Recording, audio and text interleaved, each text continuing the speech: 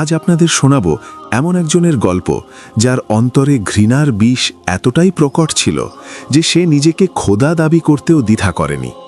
কিন্তু দিন শেষে সেই দম্ভ কি তাকে বাঁচাতে পেরেছিল?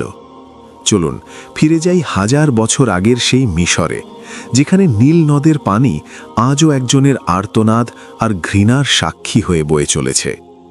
নীল নদের তীরে বিশাল রাজপ্রাসাদ, সিংহাসনে বসে আছে সে, ফেরাউন।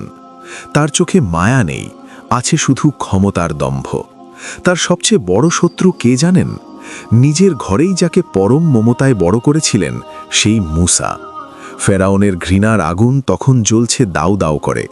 সে ভাবছে, যাকে আমি কোলে পিঠে করে মানুষ করলাম, সে আজ আমাকেই অস্বীকার করছে। মূসা আলাইহিস সালাম যখন আল্লাহর দাওয়াত নিয়ে ফেরাউনের সামনে দাঁড়ালেন, ফেরাউনের ঠোঁটের কোণে ফুটে উঠল এক তাচ্ছিল্যের হাসি। সেই হাসিতে কোনো আনন্দ ছিল না,